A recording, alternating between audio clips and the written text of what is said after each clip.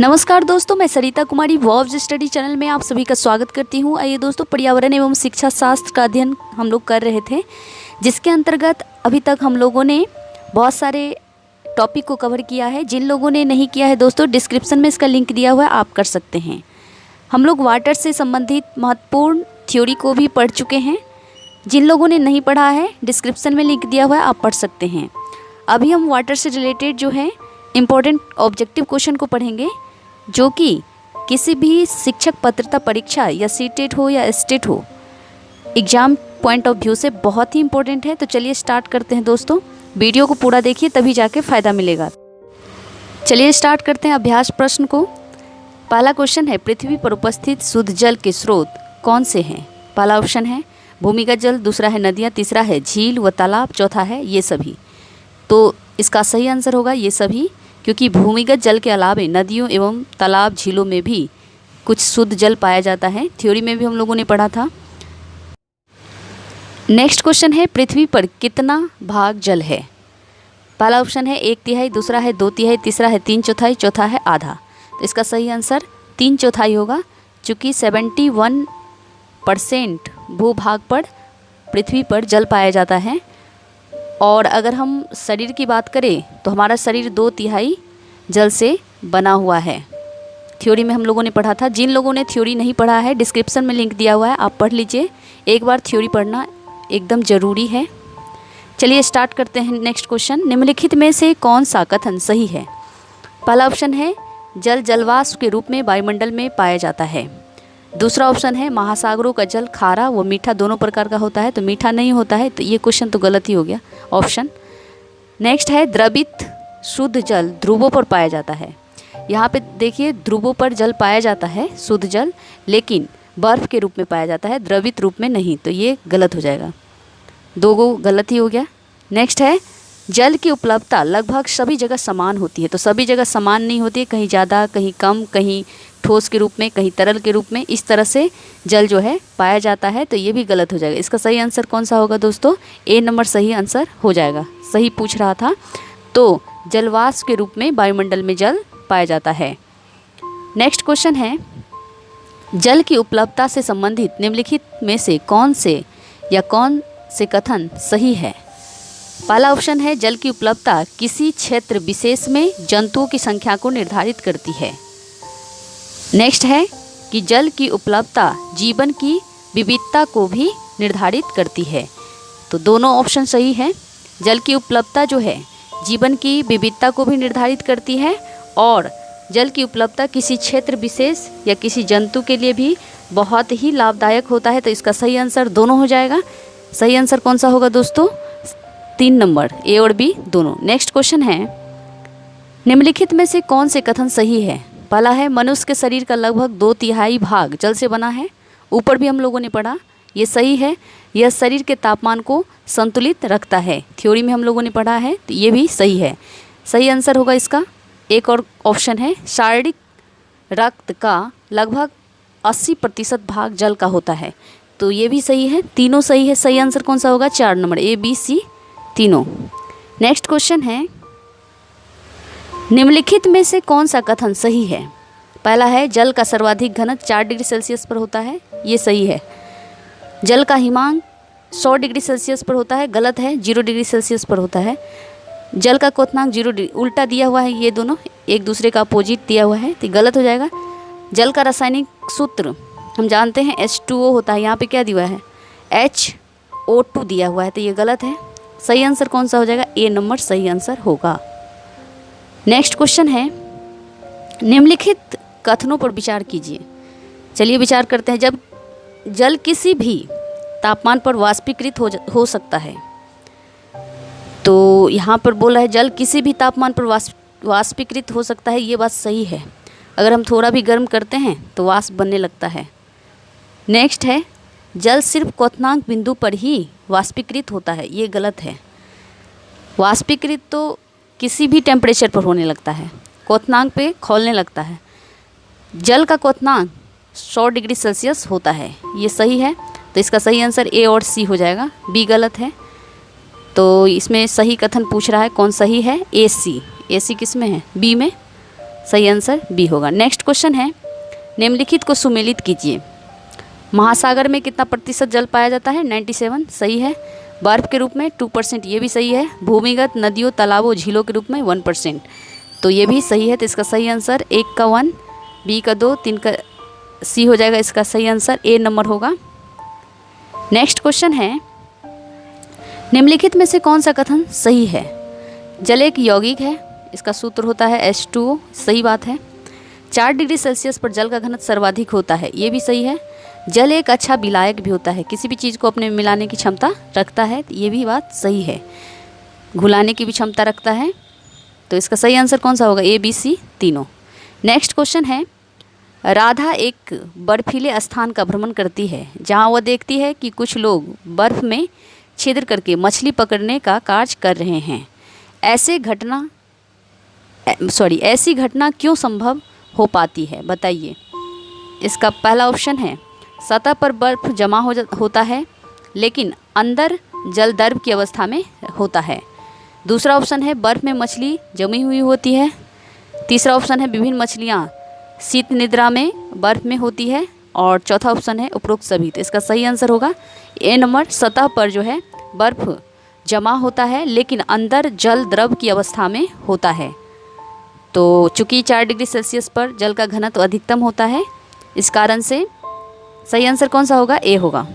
Next question है, मोहन देखता है कि उसकी कक्षा में शिक्षक आर्द्रता को मापने वाले यंत्र का रेखा चित्र दिखा रहे हैं। निम्नलिखित में से वो कौन सा यंत्र होता है?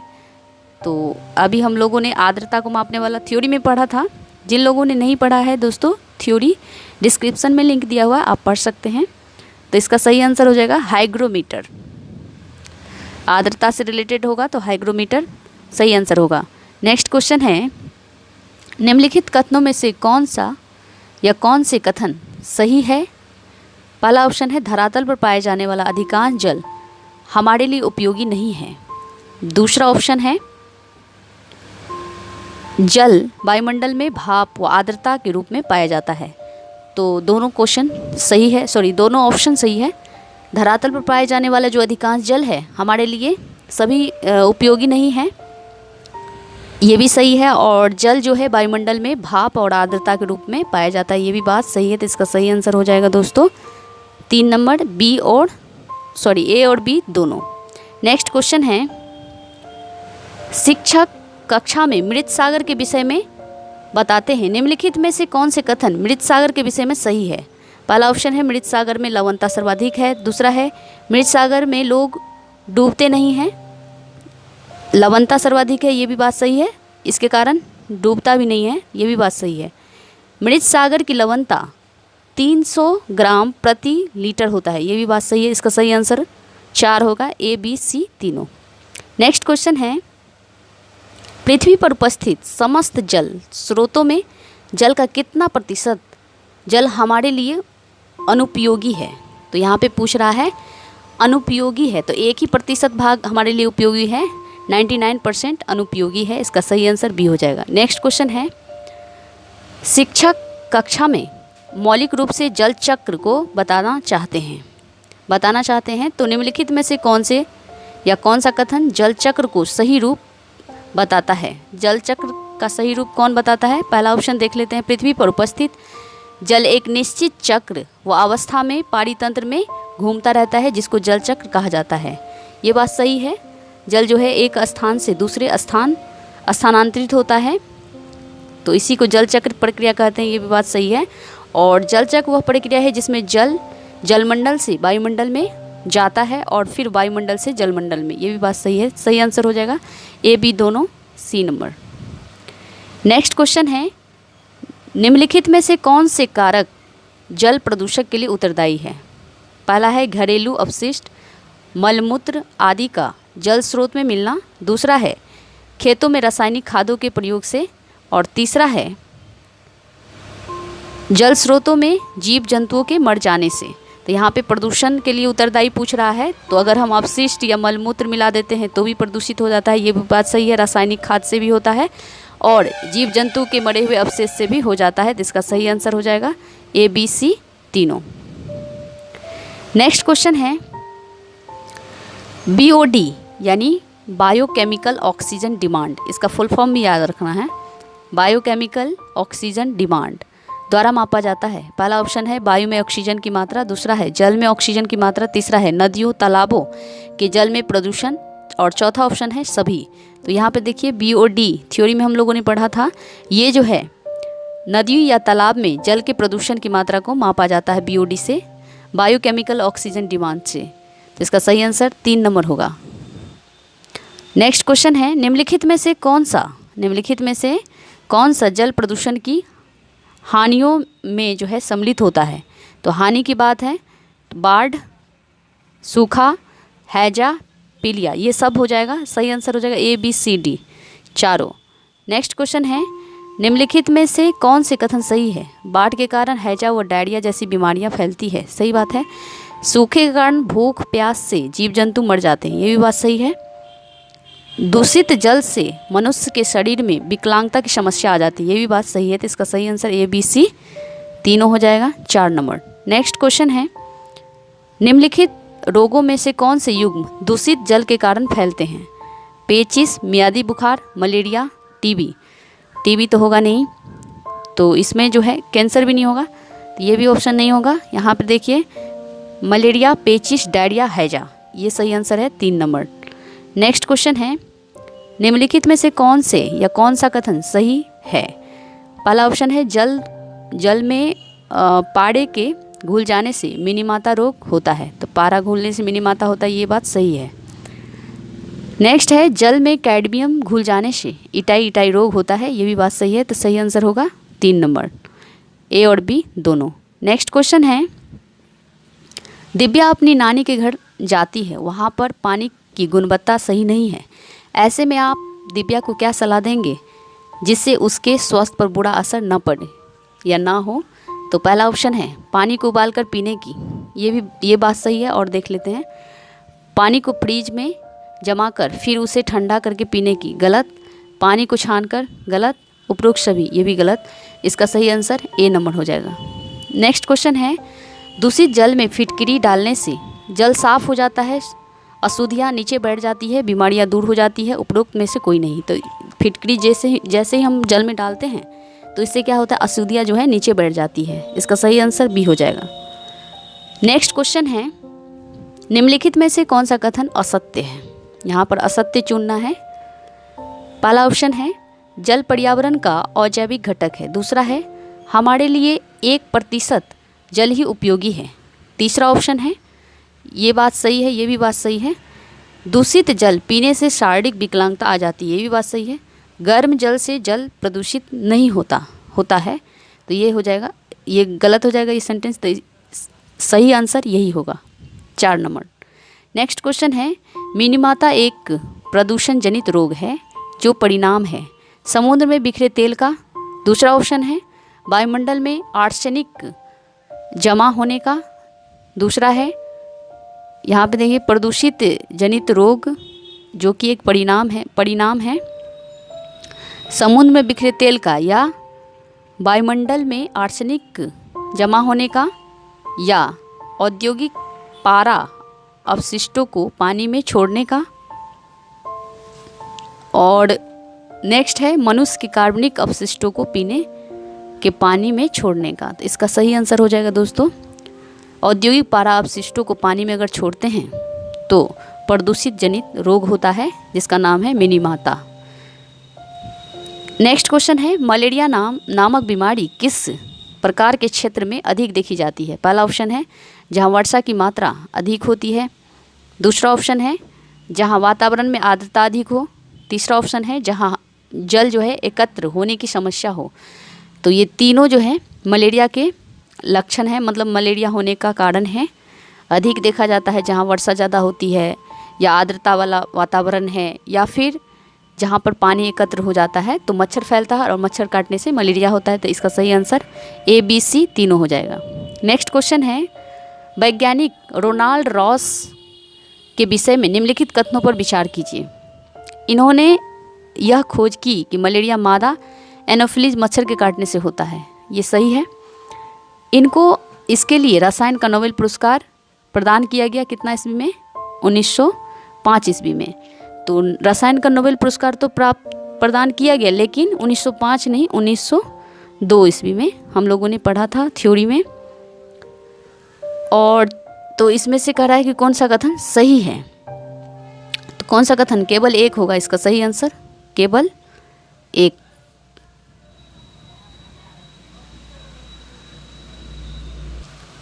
नेक्स्ट क्वेश्चन, कक्षा में शिक्षक मलेरिया से रोकथाम के उपाय बताता है, जिससे वह बताता है कि सबके मूल में मच्छर हैं। ऐसे में मच्छरों से होने वाले रोगों की रोकथाम के लिए क्या उपाय बेहतर होगा, बताइए। पहला ऑप्शन है एकत्र यानी रुके हुए पानी में मिट्टी का तेल छिड़काव करना। ये सही है, क्योंकि मिट्टी तेल में ऑक्सीजन नहीं होता है, तो प्रजनन नहीं कर पाता है मच्छर। बी नंबर है लोगों को जल में इकट्ठा होने से होने वाले प्रदूषित पदार्थों की साफ सफाई के लिए जागरूक बनाना। तो ये भी सही है। नेक्स्ट है पानी एकत्र ना हो इसका समुचित ख्याल रखना। तो ये भी बात सही है, तीनों सही है। तो सही आंसर कौन सा हो जाएगा, तीनों होगा। ए बी सी किस में है, 4 में है, तो 4 इसका आंसर होगा। नेक्स्ट क्वेश्चन है निम्नलिखित कथनों पर विचार कीजिए। पहला है पृथ्वी पर जल का एकमात्र मुख्य स्रोत वर्षण है। वर्षा का जल एकमात्र मुख्य स्रोत है, ये सही है। वर्षा जल संग्रहण जल संरक्षण का एक प्रमुख उपाय है, ये भी सही है। तो कौन सा होगा, इसमें सही कथन पूछ रहा है, क्या पूछ रहा है, सही कथन, तो दोनों सही होगा, 3 नंबर ऑप्शन होगा। नेक्स्ट क्वेश्चन है भूमिगत जल स्तर को उसके प्राकृतिक स्तर पर पुनः लाने के लिए निम्न में से कौन सा उपाय सर्वथा उचित है। पहला है पारंपरिक फसलों का उगाया जाना। दूसरा है धान और गन्ने के उगाने का क्षेत्रफल बढ़ाया जाना।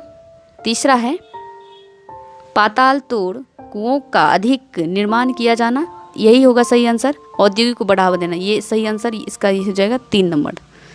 सर्वाधिक उचित पूछ रहा है, तो 3 नंबर सर्वाधिक उचित होगा। नेक्स्ट क्वेश्चन है जल संरक्षण को बढ़ावा देने के लिए क्या करना चाहिए। कम उपयोग, पुनः चक्रण, तीनों करना चाहिए। थ्योरी में हम लोगों ने पढ़ा था, इसका सही आंसर 4 नंबर होगा। नेक्स्ट क्वेश्चन है विश्व जल दिवस कब मनाया जाता है। तो विश्व जल दिवस हम लोगों ने पढ़ा था 22 मार्च को मनाया जाता है, इसका सही आंसर ए नंबर हो जाएगा। नेक्स्ट क्वेश्चन है भीम संघ के विषय में कौन सा कथन सत्य है। यह जल संरक्षण से जुड़ी संस्था है, ये बात सही है। भीम संघ जो है जल संरक्षण से जुड़ी संस्था है, इसका संचालन बच्चों द्वारा किया जाता है, ये भी बात सही है। यह संस्था कर्नाटक में कार्यरत है, ये भी बात सही है। इसका सही आंसर 4 नंबर हो जाएगा, ए बी सी तीनों। नेक्स्ट क्वेश्चन है जल पुरुष के नाम से प्रसिद्ध राजेंद्र सिंह का संबंध किस संस्था से है। तो इसका सही आंसर तरुण भारत संघ, थ्योरी में हम लोगों ने पढ़ा था। जिन लोगों ने नहीं पढ़ा है थ्योरी, डिस्क्रिप्शन में इसका लिंक दिया हुआ है, आप पढ़ सकते हैं। अब हम नेक्स्ट वीडियो में, अभी हम लोगों ने अभ्यास प्रश्न को पढ़ा, अब नेक्स्ट वीडियो जो होगा उसमें हम पढ़ेंगे जो विगत एग्ज़ाम में पूछे गए कुछ प्रश्न हैं, उसको भी देख लेंगे, ताकि जितना भी क्वेश्चन है सबका कॉन्सेप्ट क्लियर हो जाए और तब हम एग्ज़ाम में अच्छा मार्क्स ला सकते हैं। मिलते हैं नेक्स्ट वीडियो में। नमस्कार, जय हिंद, जय भारत। अच्छा लग रहा है दोस्तों, लाइक, सब्सक्राइब, कमेंट, शेयर ज़रूर कीजिए।